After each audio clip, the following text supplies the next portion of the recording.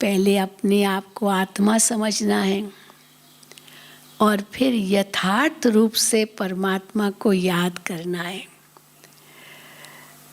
तो योग के नाम पर तो आज दुनिया में कितने योगा स्कूल खुले हुए हैं, पर आज लोगों ने जो परमात्मा ने राजयोग सिखाया था उसको तो भूल ही गए हैं और योग के नाम पर योगा कह कर के शारीरिक क्रियाएं ही सिखाते हैं और लोग समझते हैं कि यही योग है। लेकिन भगवान ने जो योग सिखाया था उसमें यही कहा था, हे अर्जुन तू मुझे याद कर तो मैं तेरे सर्व पापों से तुझे मुक्त कर दूंगा। इस मन को मेरे में लगाओ। और अर्जुन की यही शिकायत थी, कैसे लगाए मन, पर कहीं भी ये नहीं भगवान ने कहा कि आप कोई शारीरिक क्रियाएं करो। तो मन को कैसे परमात्मा में लगाएं, वही सच्ची विधि है योग की। और बाबा ने हमें इसको बहुत सरल करके दिया है, क्योंकि बाबा जानते हैं कि मेरे कई ऐसे बच्चे हैं जिनको बहुत बड़ी बड़ी बातें समझ में भी नहीं आएगी। इसीलिए सरल चाहिए, हर चीज़ सरल चाहिए, हर चीज़ सहज चाहिए। तो बाबा ने सब कुछ हमको इतना सहज करके दिया है, जिसको दुनिया समझती है बहुत कठिन है, बहुत मेहनत है, बहुत परिश्रम है, वो बाबा ने कहा नहीं बच्चे बहुत सहज है। आप इसको योग शब्द ही क्यों कहते हो? क्योंकि योग शब्द जब कहते हैं ना तो कई लोग कहते हैं मेरा योग नहीं लगता, मेरा योग नहीं लगता। तो योग नहीं लगता समझते बहुत बड़ी बात है, ये बहुत कठिन बात है। और बाबा कहते नहीं, योग माना याद, योग माना संबंध, योग माना कनेक्शन, योग माना जुड़ना। अभी जुड़ना तो हमारा बचपन से ही है। बच्चा पैदा होता है, उसकी जोड़ माँ बाप से हो जाती है। बच्चा छोटा सबसे पहले तो मम्मा मम्मा, पापा पापा, बाबा बाबा यही बोलना सीखता है। तो जैसे माँ बाप तो उनको याद है ही है, तो हम कहेंगे कि वो जन्म से योगी हो गया, क्योंकि माँ से उसको प्यार मिला, माँ से दूध मिला, पिता से दुलार मिला, चुंबन मिला। तो इतना सब कुछ जो बच्चे को मिलता है तो बच्चे का योग तो माँ बाप के साथ हो ही जाता है। लेकिन कैसे ये योग वास्तव में परिवर्तनशील है, धीरे धीरे ये याद कैसे बदलती जाती है। जिसके संग रहते उनकी याद तो रहती है, लेकिन धीरे धीरे जैसे बच्चा बड़ा होता है तो उसका संग उसके और मित्रों के साथ हो जाता है, दोस्तों के साथ हो जाता है, क्योंकि खेलता है, कूदता है, दौड़ता है, तो दूसरे बच्चे उनके साथ होते हैं तो मिल कर के करते हैं और सारा दिन बस उनको खेलना ही है, खेलना ही है, खेलना ही है। माँ उसको कितना भी बुलाएगी, बच्चे आओ खाना खाओ, स्नान करना है, अभी सोना है, नहीं बच्चे, नहीं मम्मी मैं खेल रहा हूँ, मैं खेल रहा हूँ, यही कहेगा ना, क्योंकि उसका योग अभी खेल से है, उसका योग अभी और विद्यार्थी और जो बच्चे हैं उनके साथ है, तो उनको ही याद करेगा। मम्मी उसको कुछ कहेगी ये करो, नहीं नहीं नहीं मेरा दोस्त मुझे बुला रहा है, मुझे जाना है, तो दोस्तों से ही उनकी बुद्धि है, तो इसलिए दोस्तों से योग हुआ। अब और बड़ा होता है, स्कूल में जाता है, तो उसका योग पढ़ाई से हो जाता है, टीचर से हो जाता है। आज टीचर ने ये कहा, आज टीचर ने ये कहा, आज मैं ये सीखा, तो योग उसका बदल जाता है। दोस्तों से जो बचपन के दोस्त थे वो भूल जाते हैं, और पढ़ाई और टीचर और जो स्कूल के फ्रेंड्स हैं उनको ही याद करता है। लेकिन और जैसे बड़ा होता है, कॉलेज जाता है, नौकरी करता है, या और कोई आगे जाता है, विदेश जाता है, न जाने क्या क्या आजकल स्टूडेंट्स कर रहे हैं, कहाँ कहाँ पहुँच जाते हैं, तो योग तो बदलता जाता है। माँ बाप बुलाएंगे, बच्चे वापस आओ, अब बेटा तुम विदेश चले गए, इतने साल हो गए, आओ मिल के जाओ। नहीं मम्मी मैं तो यहाँ बहुत बिजी हूँ, मैं नहीं आ सकता हूँ। तो माँ बाप याद करेंगे, बच्चा तो भूल गया क्योंकि और बहुत दुनियावी कारोबार बढ़ जाता है।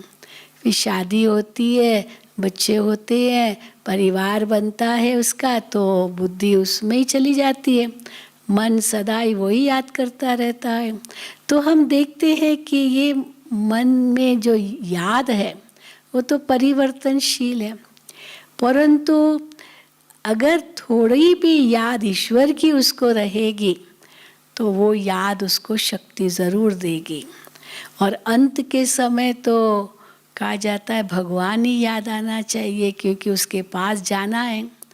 तो जब मनुष्य मरने पर होता है उसको कहेंगे भगवान को याद करो, भगवान को याद करो। लेकिन जिसने उम्र भर नहीं याद किया उसको भगवान याद नहीं आएगा। उसमें बहुत काल का अभ्यास चाहिए अंत के समय ईश्वर की याद आने लिए। तो इसीलिए देखो बाबा भी हमें कोई बहुत तकलीफ नहीं देते हैं। बाबा कहते बस मुझे याद करो। याद तो बहुत सहज है, कोई कठिनाई है ही नहीं। लेकिन क्यों बाबा की याद नहीं रहती? क्योंकि मन जो है ना बहुत सांसारिक चीज़ों में फंसा हुआ है। इसीलिए जब अर्जुन ने ये शिकायत की कि मन नहीं लगता, तो भगवान ने उनको 2 शब्द दिए, 2 कदम बताए कि मन लगने के लिए 2 बातें चाहिए। एक तो चाहिए वैराग्य, इस संसार के लिए वैराग्य, व्यक्ति वस्तु वैभव इनसे वैराग्य चाहिए। जब तक वैराग्य नहीं होगा ना तो मन कैसे हटेगा इनसे? मन हटेगा तभी तो परमात्मा याद आएगा। तो वैराग्य चाहिए। और दूसरा अभ्यास चाहिए। बिना अभ्यास के कोई भी कार्य में सफलता नहीं मिलती है। एक बार कर लेने से सफलता नहीं मिलती है, इसलिए बार बार उसका अभ्यास चाहिए।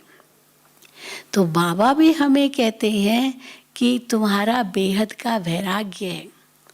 अब कौन याद आता है? व्यक्ति याद आते हैं, वस्तु याद आते हैं, वैभव याद आते हैं, कोई घटनाएं याद आती है, कोई स्थान याद आता है, यही याद आते हैं ना। मन में क्या क्या विचार आते हैं। तो बाबा कहते हैं ये जो मन में विचार आते हैं इनको समेट कर बस एक मेरी याद में रहो। क्योंकि पहले तो व्यक्ति याद आते हैं, तो जहाँ व्यक्ति है, जहाँ संबंध है वो तो खींचेगा। तो उसके लिए बाबा ने क्या युक्ति बताई? सब संबंध मेरे से जोड़ो। ये तेरे मामा चाचा गुरु गुसाई अर्जुन को यही कहा ना, इनको मारो। इनको मारो का मतलब इनको भूलो।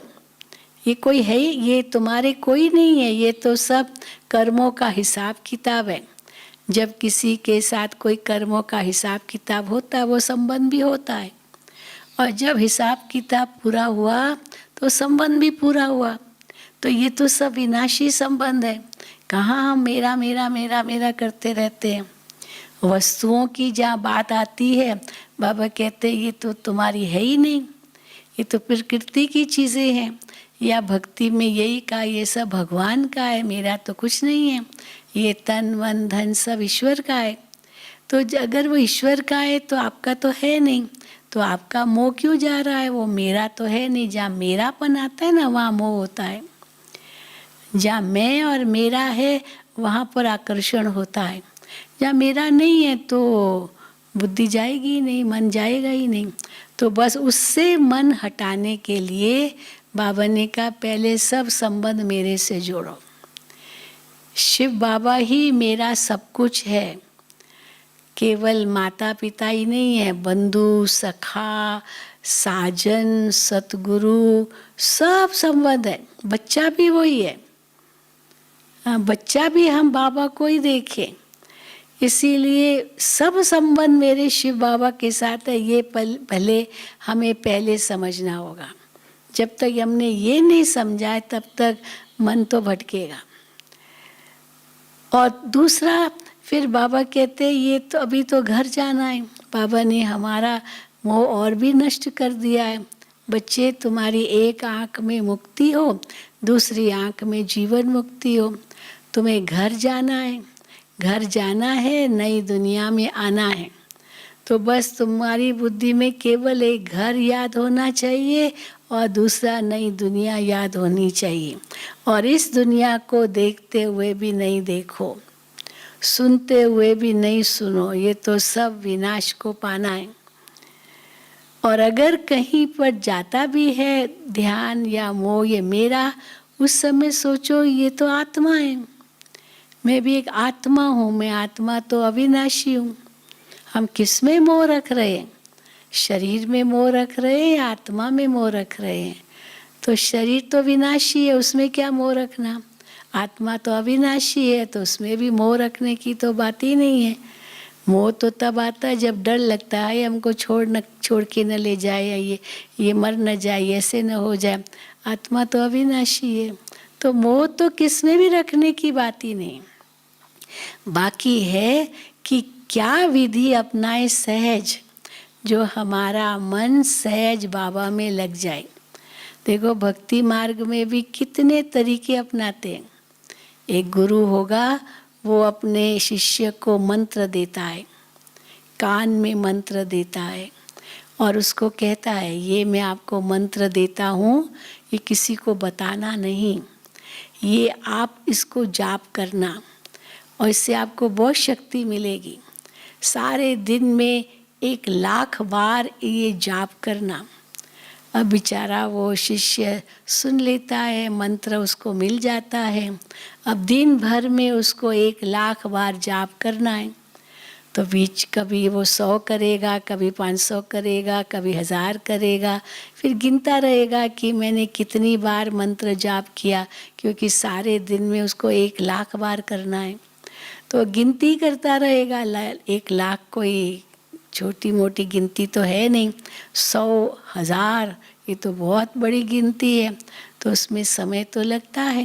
तो दिन भर यही गिनती करता रहेगा।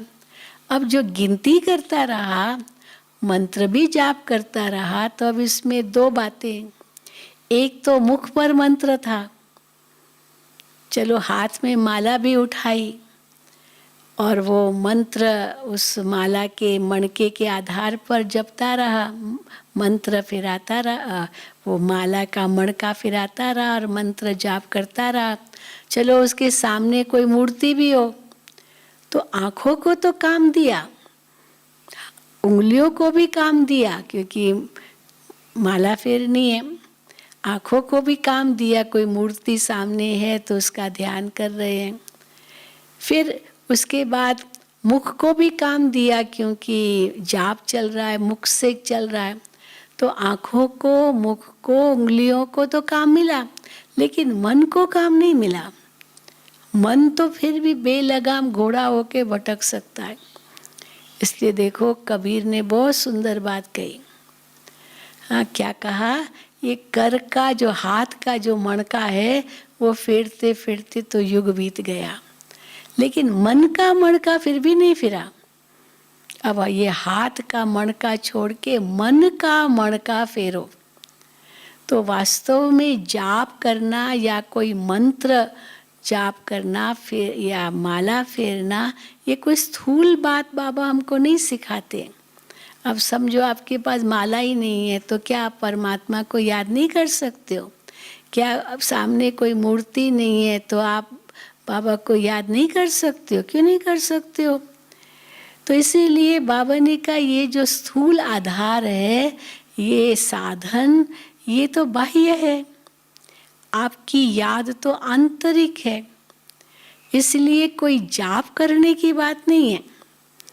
जाप करना ये तो केवल चलो मुख का काम है, पर यहाँ बाबा कहते याद करना है। चलो कोई मंत्र भी मिल गया तो उसके अर्थ को समझना होगा, केवल जाप करना थोड़ी होता है। तो इसीलिए बाबा कहते हैं जो मंत्र का सही अर्थ क्या होता है। मंत्र माना एक राय, एक सलाह, मन को बुद्धि के द्वारा दी जाती है सलाह, कि हे मन तुमको ये सोचना है, हे मन तुमको ये करना है। हाँ, मन तो छोटा बच्चा है। अब बच्चे को माँ बाप सिखाते हैं बेटा ऐसे करो ऐसे करो, तो मन को कौन समझाए? बुद्धि समझाती है, जिसको हम अंतरात्मा की आवाज़ कहते हैं। तो इसलिए मन को क्या समझाना है? उसको ये समझाना है जिसको मंत्र शब्द भी कहते हैं। मंत्र, त्र माना त्राण, वो विधि सिखानी है जिससे मन तृप्त हो जाए, संतुष्ट हो जाए, भरपूर हो जाए, माला माल हो जाए, खुश हो जाए। तो उसके लिए कोई केवल जाप की बात नहीं है। तो मन को क्या सलाह देते जाएं? मन तो चंचल है ही, उसका काम ही है सोचना। एक घोड़े का तो काम ही होता है ना दौड़ना। अब आप उसको घास तो खिला रहे हैं लेकिन दौड़ा नहीं रहे हैं, अब बेचारा दुखी हो जाएगा, क्योंकि उसका जो दौड़ने का संस्कार है वही आपने रोक दिया। हाथ पैर बांध दिए पैर, बेचारा क्या करेगा? खाएगा भी नहीं, वो चारा जो होगा वही छोड़ देगा, क्योंकि उसको तो दौड़ने का वो ताकत है। खाना भी खाएगा पर दौड़ेगा नहीं तो भूख भी मर जाएगी। तो उसका काम ही है दौड़ना। तो मन को भी जब घोड़ा कहते हैं तो उसका काम दौड़ना है, माना सोचना। मन माना ही आत्मा के सोचने की शक्ति। तो मन को क्या सोच देना है वो जरूर बाबा हमें बताते, जो बाबा की हर मुरली में आता है। अपने आप से बातें करो, बाबा से बातें करो, ये सब मन की तो शक्ति है। कोई बाहर से आवाज़ में आके थोड़ी करते। हमारा उस रूप का तो जाप नहीं है। यहाँ तक कि बाबा कहते शिव बाबा शिव बाबा शिव बाबा, ये भी नहीं कहना है। अब पत्नी अपने पति को कैसे याद करती है? उसका नाम थोड़ी बोलती है। और ही पहले ज़माने में तो पत्नी अपने पति का नाम ही नहीं लेती थी।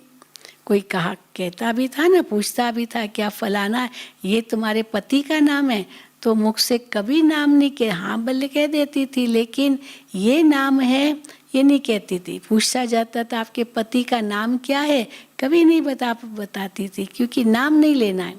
पर इसका मतलब ये थोड़ी उसको भूल जाती थी। तो इसलिए शिव बाबा शिव बाबा शिव बाबा हम कहते हैं तो हम समझते ये बाबा की याद है, पर वो तो मुख से कह रहे हैं और मन तो पता नहीं कहाँ कहाँ भटकता है। तो इसीलिए मन शिव बाबा में कैसे लगे? वैसे भी क्यों नहीं लग रहा था? क्योंकि बाबा कहते मेरा परिचय ही नहीं था तुमको। शिव बाबा कौन है, भगवान कौन है, यही पता नहीं था। तो इसलिए बाबा ने ही आकर के अपना परिचय हमें दिया। बच्चे, मैं भी एक ज्योति बिंदु हूँ, आप भी एक आत्मा हो, ज्योति बिंदु हो। मैं भी तुम्हारी तरह ही हूँ, ज्योति बिंदु हूँ।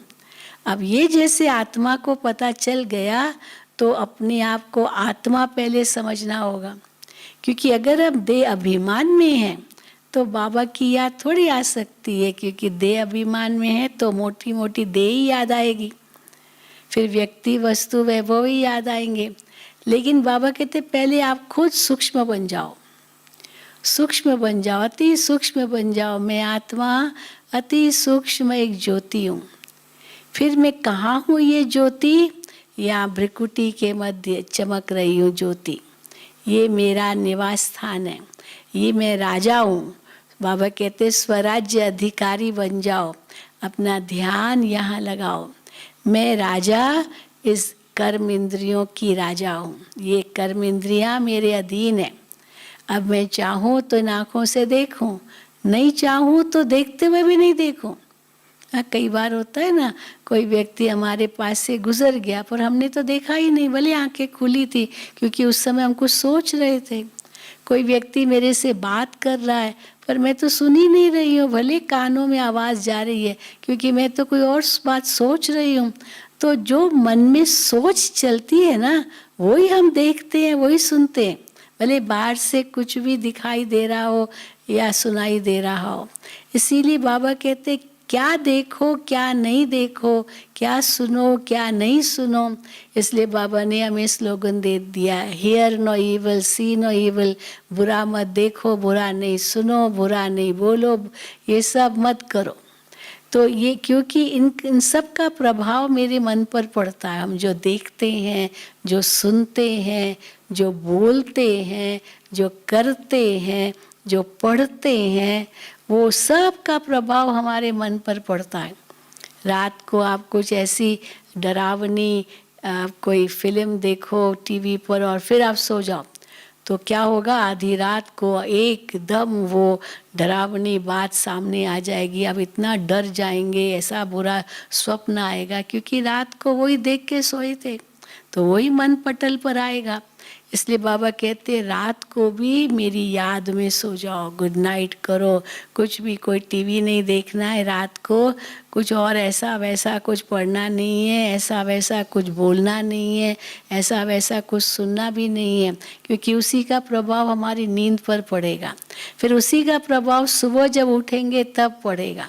इसीलिए रात को तो बिल्कुल बाबा की याद ही हो और कुछ भी बात न हो। जो बाबा ये भी कहते सारे दिन का पोता मेल नोट कर लो और फिर बिल्कुल विश्राम को प्राप्त करो, जैसे वो पूरा हिसाब किताब पूरा हुआ। तो इसीलिए सुबह से लेकर के रात्रि तक हमारी दिनचर्या कैसी है वो भी ज़रूर देखना है, क्योंकि उसी का प्रभाव हमारे मन पर पड़ता है। इसलिए बाबा हमको क्या कहते हैं, बीच बीच में अपनी चेकिंग करो। अगर मन बहुत भटक रहा है, बहुत यहाँ वहाँ भाग रहा है, तो अपने अंदर में सोचो, अरे मन तुम कहाँ जा रहे हो। हाँ, गाड़ी भी देखो अगर बहुत फास्ट जाती है और वहाँ लिखा रहता है 40 किलोमीटर बस, इतनी स्पीड होनी चाहिए, और हमारी गाड़ी 70-80 किलोमीटर पर है और लिखा है 40 किलोमीटर, तुरंत हम कम कर देंगे कि नहीं कर देंगे। आजकल तो पुलिस भी देखती रहती है, कई जगह वो टीवी लगी रहती है, वो तुरंत आपका नोट कर लेंगे और आपके घर में चालान आ जाएगा, कोई आपको पेनल्टी भरनी पड़ेगी, आपको वो फ़ी भरनी, ये जुर्माना लगेगा, क्योंकि वहाँ पर हमको 40 ये जो स्पीड है उससे ज़्यादा नहीं करनी है।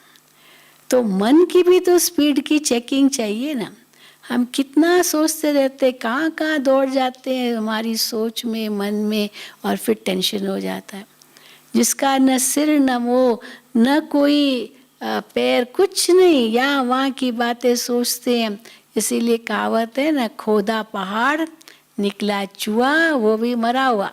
बहुत ज़्यादा सोच लिया और फिर जब पता चला क्या है, अरे तो कुछ भी नहीं था, हमने तो क्या क्या सोच लिया था, कितने डर गए थे हम, हाँ कितनी चिंता हो गई थी, बात तो कुछ भी नहीं है। इसीलिए हम अपने मन को हर वक्त देखते रहे। जैसे छोटा बच्चा होता है ना, कि वो कभी चंचल है बहुत, उसको छोड़ भी नहीं सकते हैं, चंचलता करेगा, और उसको बांध के भी नहीं बिठा सकते हैं, क्योंकि वो बहुत रचनात्मक भी है, होशियार भी है, तो बांध के थोड़ी बिठा सकेंगे, और उसको छोड़ देंगे तो नाक में दम कर देगा। तो बच्चे को क्या करते हैं, कुछ काम देते हैं, ये काम करो ये काम करो, और हाँ तोड़ो फोड़ो जोड़ो जो कुछ, एक खिलौने देते हैं। जैसी उम्र होती है बच्चे की, कुछ इसके लिए से इसका जवाब लिखो, ये पेंटिंग करो, तो उसको इतना बिजी कर देते हैं, जो अपनी चंचलता वो नहीं दिखाता है। तो मन को भी बाबा कहते हैं बिजी बनाओ। बिजी माना उसको काम दो। खाली मन शैतान का घर, और क्या काम दो वो बाबा की मुरली से हमें मिलता है। इसीलिए बाबा कहते हैं रोज मुरली सुनो, रोज मुरली पढ़ो, क्योंकि मुरली से हमें वो खजाना मिलता है। रोज की बाबा की मुरली। कभी बाबा हमें इतने सुंदर सुंदर टाइटल देते हैं, बच्चे तुम कौन हो, पहचानो अपने आप को। अब वही अगर हम सोचे तो नशा चढ़ जाएगा, हम कौन हैं। उस दिन बाबा ने कहा तुम होली हैप्पी हंस हो। तो होली हैप्पी हंस का मतलब मैं पवित्र आत्मा हूँ, मैं हंस के समान हूँ, जो मोती चुगने वाला हूँ, मैं क्षीर नीर को अलग करने वाला हूँ, कुछ भी गलत बात मन में नहीं लेने वाला हूँ। मैं केवल स्वच्छ साफ शुद्ध ही बात मन में लूँगा। जो मेरे काम की चीज़ नहीं है मैं क्यों उसके बारे में सोचूं भी, हमारा कोई मतलब ही नहीं है। जिस रास्ते पर जाना नहीं उस रास्ते का सोचना ही क्यों। ये क्या कर रहा है, वो क्या कर रहा है, ये क्यों कर रहा है, ये तो सोचने की ज़रूरत ही नहीं है। जो करेगा वो तो अपने आप पाएगा, उसको भी समझ है मुझे क्या करना है क्या नहीं करना है। इसीलिए और बातों में न जा कर के अपने आप को देखो, मैं क्या सोच रहा हूँ, मैं क्या बोल रहा हूँ, मैं क्या कर रहा हूँ, क्योंकि उसी का प्रभाव फिर मेरे मन पर पड़ेगा। तो मेरे मन में क्या सोच चलने चाहिए। जब भी मन कुछ उदास हो ना, एक बाबा की मुरली लेकर के बैठो और उसमें कई बातें आपको मिलेगी जिससे आपके अंदर निश्चय पक्का हो जाएगा, नशा चढ़ेगा, अपना स्वमान आपका बढ़ेगा, आपके अंदर बहुत सुंदर सोच आ जाएगी। फिर उस पॉइंट की गहराई में जाओ। तो इसलिए योग की बहुत सहज विधि ये है कि मन को बाबा के जो ज्ञान है उसमें बिजी रखो। ये योग ऐसा नहीं सूखा सूखा बस खाली ये इतना जाप करना ये करना नहीं, क्योंकि मन को काम चाहिए। मन को काम नहीं मिलेगा तो मन तो भटकेगा। हाँ, समझो किसी को ओम नमो शिवाय का मंत्र मिला कि भाई 1,00,000 बार जाप करना, पर ओम नमो शिवाय माना क्या, मैं आत्मा शिव को नमस्कार कर रही हूँ, ये इसका अर्थ है। मैं आत्मा हूँ जो शिव को नमस्कार कर रही हूँ, शिव मेरा पिता है, मैं आत्मा हूँ। तो पहले आत्मा की स्थिति बनानी होगी, फिर शिव बाबा के साथ मेरे कितने संबंध है वो याद करना होगा, तब मन लगेगा। क्योंकि जहाँ परिचय होता है, जहाँ संबंध होता है वहीं मन जाता है, जहाँ प्रेम होता है वहीं मन जाता है, जहाँ प्राप्ति होती है वहीं बन जाता है। अब ये बातें हम बाबा से लगाते हैं। तो अगर हम देह अभिमान में हैं तो हमको कभी भी बाबा याद नहीं आएगा, क्योंकि शिव बाबा तो देहधारी है ही नहीं। भले शिव बाबा ब्रह्मा तन में आते हैं, लेकिन शिव बाबा ये तो नहीं कहते हैं ब्रह्मा को याद करो, ब्रह्मा बाबा भी नहीं कहते हैं मुझे याद करो, क्योंकि ब्रह्मा बाबा खुद ही शिव बाबा को याद करते हैं। हाँ, बाबा बैठे होते तपस्या में, ऐसे ही हम देखते हैं ना बाबा को, तो बाबा किसको याद कर रहे हैं, ब्रह्मा बाबा शिव बाबा को याद कर रहे हैं। तो मुझे भी शिव बाबा को ही याद करना है, लेकिन उसके लिए पहले अपने आप को आत्मा निश्चय करना है। तो इसीलिए जब भी हम बाबा की याद में बैठे तो पहला कदम यही होना चाहिए, मैं आत्मा हूँ।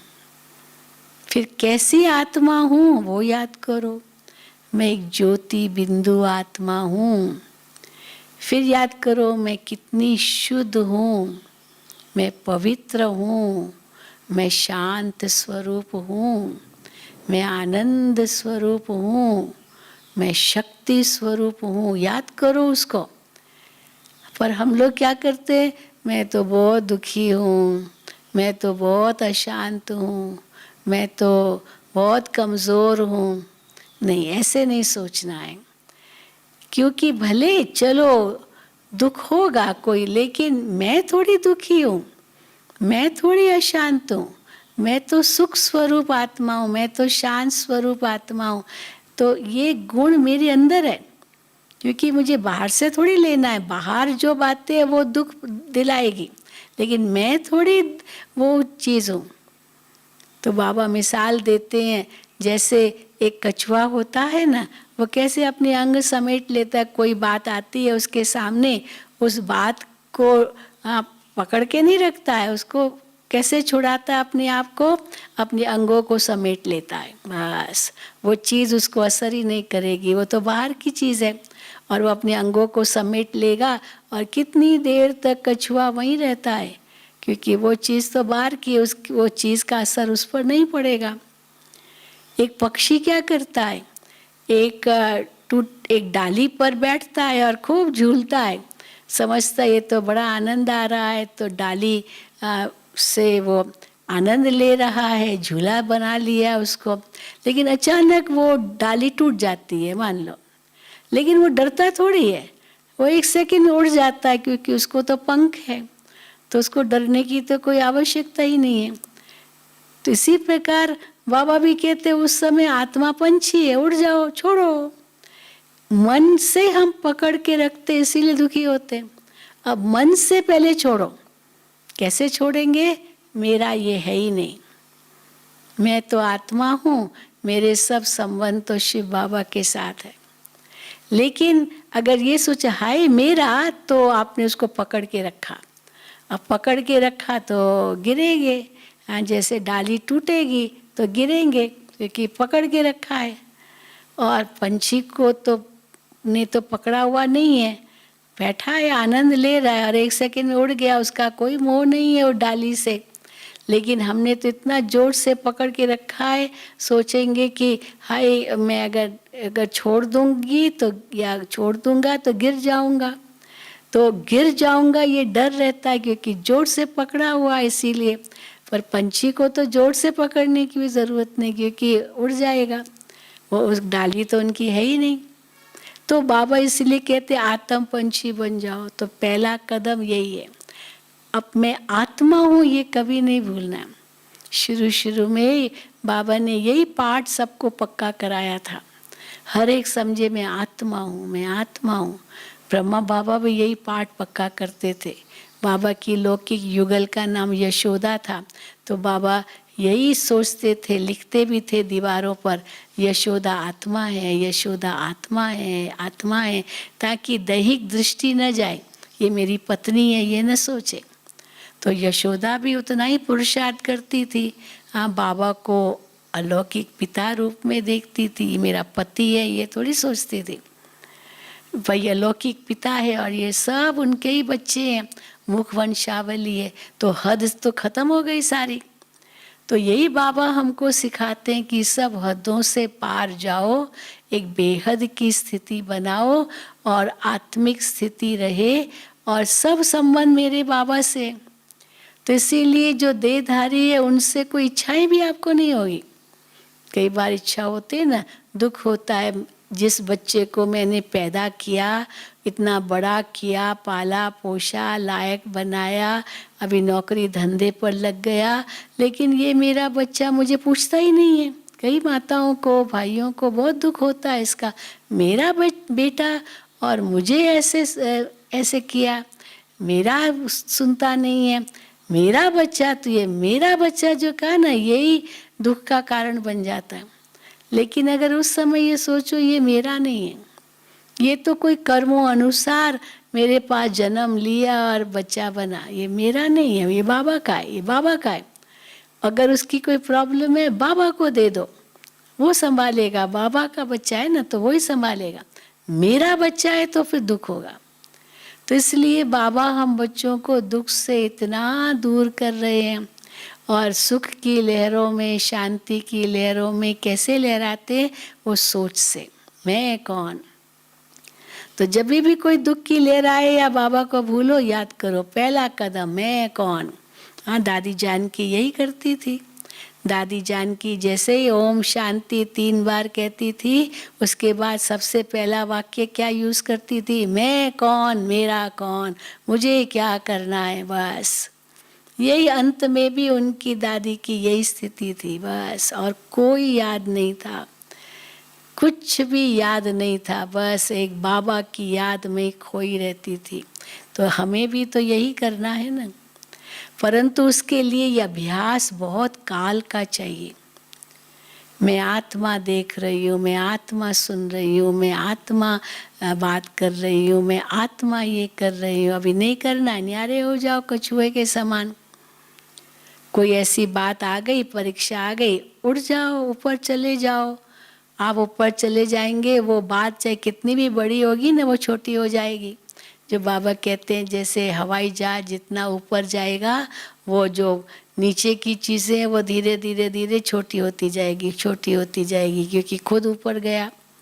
पर नीचे ही होगा तो सब बड़ी बड़ी चीज़ें लगेगी। तो इसी प्रकार हम कैसे ऊपर जाएं?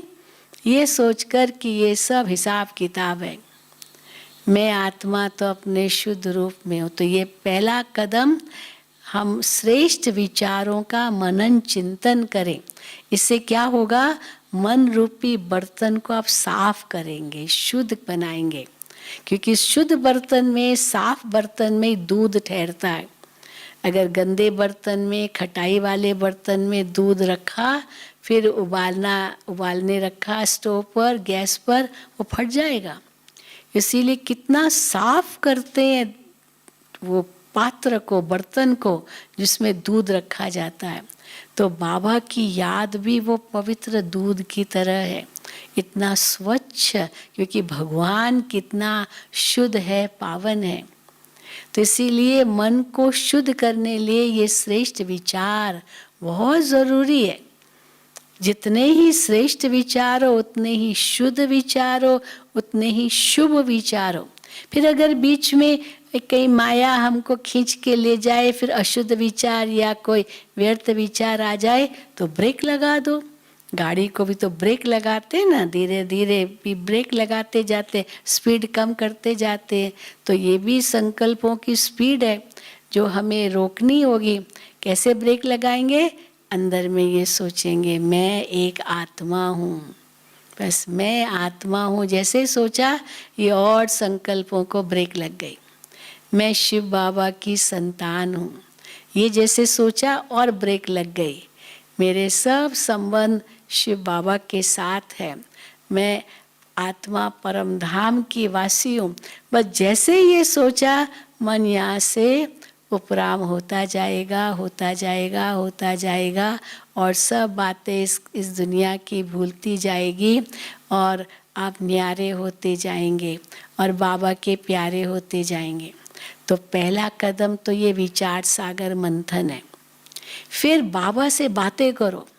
अब मन तो शुद्ध हो गया, मन में विचार श्रेष्ठ आ रहे हैं, अब मन में बाबा को स्थान दो, और किसी को मन में स्थान नहीं दो। देखो भक्ति में कितना गायन है। हनुमान ने अपने दिल में राम और सीता को स्थान दिया, उनके दिल में और कोई नहीं था राम और सीता के अलावा। तो बाबा कहते हैं वो तो स्थूल बात तो नहीं है कि सीना फाड़ के, हृदय फाड़ के दिखाएंगे कि हमारे मन में बाबा बैठा है, दिल में बाबा बैठा है। तो मन की बात है ना। तो मन में बाबा को बिठाना माना एक से ही प्रीत जोड़ना। अब देखो शिव बाबा से कैसे प्रीत जुटे, उसकी भी विधि है। किससे हमारी प्रीत होती है, हम ये भी देखें ना। अभी कोई व्यक्ति हमें अशुभ बोले, गंदा बोले, या व्यवहार ठीक न करे, हमारी थोड़ी उनसे प्रीत होगी। हम कहेंगे नहीं, इस व्यक्ति से मुझे बात भी नहीं करनी है। किसका व्यवहार बुरा है तो हम उसके नज़दीक भी नहीं जाएंगे। लेकिन किसका व्यवहार बहुत अच्छा है, बहुत रिस्पेक्ट देता है, बहुत प्यार देता है, और शुभ भावना है उसकी हमारे प्रति, वो सहयोगी है हर प्रकार से, तो अवश्य उनसे प्यार होगा ना। अब बाबा हमको कितना देता है, सोचो तो ज़रा, कितना बाबा से हमें मिला है। जो कुछ हमको है ये बाबा का ही तो दिया हुआ है। तो ये सोचते ही इतना प्यार बाबा के साथ जुड़ता है। तो और क्यों बाबा से इतना प्यार है? क्योंकि बाबा सत्य है। हाँ, सत्यम शिवम सुंदरम कहते हैं ना। तो सच्ची चीज़ प्यारी लगती है, झूठी चीज़ थोड़ी प्यारी लगेगी। अब आपके पास सच्चा सोना भी हो और नकली सोना भी हो, आपको कहा जाएगा दोनों में से एक उठाओ। आप सच्चा सोना उठाएंगे या नकली सोना आर्टिफिशियल उठाएंगे? सच्चा ही उठाएंगे, क्योंकि सच्चा कितना है। आजकल सच्चे की डिमांड है। सच्चा घी चाहिए, मिलावट वाला नहीं चाहिए। हाँ, ये मिलावट की चीज़ तो नकली हो गई। तो सत्य चीज़, सच्चाई, तो ये बाबा कहते सबसे सत्य तो शिव बाबा है। तो इसीलिए सत्य की तरफ हमारी लगन हो, सत्य से प्रीत हो। तो सत्य से प्रीत माना सत्यता में शक्ति है। इसलिए कहते हैं ना, अंग्रेजी में कहते हैं गॉड इज ट्रूथ, क्योंकि जो भगवान कहता है वो सत्य है। भगवान सतयुग स्थापन कर रहा है। तो ये बातें सोचो, बाबा सत्य है, जो सत्य बातें हमें सुनाता है, सतयुग में ले जाता है, हमें इतना श्रेष्ठ बना रहा है। बस ये जैसे सोचेंगे बाबा से प्यार उभरेगा, प्यार अनुभव करेंगे आप, बाबा का भी प्यार अनुभव करेंगे, आपको भी बाबा के प्रति बहुत प्यार आएगा। तो इसीलिए सत्य है, एक तो सत्य है, दूसरा शिवम है, शिवम माना कल्याणकारी। तो बाबा कल्याणकारी है, हर बात हमारे कल्याण के लिए ही बाबा कहते हैं। यहाँ तक कि बाबा कहते हैं अगर इस कलयुगी दुनिया का विनाश होगा, ये भी कल्याणकारी है। जो कुछ भी हो रहा है, कोविड-19 या जो भी कहते हैं, ये कोरोना, ये सब भी कल्याणकारी है, क्योंकि हमें इसके लिए अपने लिए समय मिला इसके कारण, ताकि हम अपनी कुछ शक्ति अंदर की बढ़ा सके, तपस्या कर सके। बाहर अभी जाना भी नहीं है, बाहर को देखना भी नहीं है, सच्ची कमाई हमको अपनी करनी है। ये तो बाबा ने अच्छा मौका दिया है, तो ये तो कल्याणकारी हो गया ना। अगर विनाश भी होगा वो भी कल्याणकारी होगा, क्योंकि उससे तो सतयुग आएगा। तो भगवान जो भी करते हैं वो हम आत्माओं के कल्याण अर्थ ही करते हैं। तो इसीलिए बाबा कहते हैं शिव बाबा कल्याणकारी है। तो कल्याणकारी याद आएगा ना, जो हमारे प्रति इतनी शुभ भावना, शुभकामना रखते हैं, कितनी हमको प्राप्ति कराते हैं, वहाँ से तो हमारा मन हटना ही नहीं चाहिए। जो इतनी प्राप्ति कराए वहाँ से मन कैसे हट सकता है? वही दे रहा है, वही दाता है, हम उनसे ही ले रहे हैं, उनसे ही लेकर हम औरों को दे रहे हैं। हम किसी देहधारियों से थोड़ी ले रहे हैं। अगर किसी देहधारी से भी ले रहे हैं तो दिया भी तो बाबा नहीं है उनको, तो आखिर याद तो हमको बाबा की याद आएगी। तो शिव बाबा सत्य भी है और कल्याणकारी भी है, तो शिव भी है, तो सुंदर भी है। सुंदर माना इतने गुणों से संपन्न है। आज कोई स्त्री भले सुंदर हो, लेकिन उसमें गुस्सा हो, उसमें लालच हो, उसमें ईर्ष्या हो, वैर हो, दुश्मनी हो, वो सुंदरता किस काम की? वो तो और ही दुख देगी। लेकिन सच्ची सुंदरता जो होती है वो तो गुणों में होती है। और शिव बाबा सबसे सुंदर, क्योंकि इतना गुणों का वो सागर है, अखुट गुण है शिव बाबा में, जिसके लिए कहा गया है सागर को स्याही बनाओ, पेड़ों को कलम बनाओ, पृथ्वी को कागज बनाओ, लेकिन ईश्वर की महिमा कम नहीं होगी, वो सब सूख जाएंगे। तो परमात्मा की महिमा अपरम अपार है। आप सोचो, शिव बाबा की अपरम अपार महिमा, यही तो उनकी सुंदरता है। और जैसे आपने कहा शिव बाबा आप शांति के सागर हो और मैं आपकी संतान शांत स्वरूप हूँ, आप खो जाओ शांति के सागर में। वो बूंद जैसे सागर में समा गई। तो पहले तो आत्मिक स्थिति चाहिए, फिर शिव बाबा से बातें करो, रूरिहान करो, ऑटोमेटिकली शिव बाबा का जो संग है वो आपको मिलता जाएगा। उस बिंदु में सिंधु को देखो, बेहद देखो, बेअंत देखो, सब संबंध देखो, सर्व शक्तियाँ देखो, सर्व गुण देखो, और उनसे कैसे मुझे वो शक्तियाँ मिल रही है, गुण मिल रहे हैं, ज्ञान मिल रहा है, और मैं आत्मा भरपूर हो रही हूँ। और जैसे बाबा के प्यार में खो जाओ, तो भगवान का प्यार हमें सहज मिल जाएगा। हम बाबा के प्यार में खो जाएंगे, बाबा हमको ही प्यार करेगा, और किसको करेगा? जो भगवान को प्यार से याद करता उसको भगवान प्यार देता है। हम अगर स्वार्थ से याद करेंगे तो प्यार कहाँ मिलेगा? भक्ति मार्ग में तो हमारा स्वार्थ ही था ना, हे भगवान हाँ ये दे दो, वो दे दो, वो दे दो। फिर अगर मिला तो भगवान को धन्यवाद करेंगे, नहीं मिला तो गालियाँ ही देंगे, भगवान तुम तो निर्दयी हो, तुम तो सुनते नहीं हो, तुम तो रहम नहीं कर रहे हो। तो भगवान को ही दोष धरने बैठ जाते हैं, हे भगवान कितना दुख दिया है तुमने। और बाबा देखो कितना प्यार से कहते, बच्चे मैं तो कभी किसको दुख नहीं देता हूँ। तो जो दुख देगा उसको थोड़ी याद किया जाता है। भगवान तो सुख का सागर है। तो बस बाबा के गुणों का चिंतन करते करते करते आत्मा उन गुणों में खो जाए, बस जिसको कहते बूंद सागर में समा जाए, विलीन हो जाए। और शास्त्रों में यही बात कह दी, आत्मा परमात्मा में विलीन हो गई। वैसे आत्मा कभी परमात्मा में विलीन थोड़ी होगी, वो तो समझते आत्मा एक बूंद है, परमात्मा तो ब्रह्म महतत्व है, प्रकाश ही लाइट है, और एक लाइट उस लाइट में समा गई, लीन हो गई, मोक्ष मिल गया। तो बाबा कहते मोक्ष तो मिलता ही नहीं है आत्मा को। हर आत्मा का पाठ अनादि और अविनाशी है, लेकिन ये बाबा की याद में, बाबा के प्यार में ऐसे खो जाओ जैसे आप अपना अस्तित्व ही भूल जाओ, जैसे कोई किसी के प्यार में खो जाता है। इसलिए अंग्रेजी में भी क्या कहते हैं, lost in love, lost in love. लेकिन वहाँ लॉस्ट इन लव जो होता है ना, वो फॉल इन लव हो जाता, वो गिरते हैं, क्योंकि देहधारी खुद को समझते हैं और देहधारी से प्रीत हो जाती है।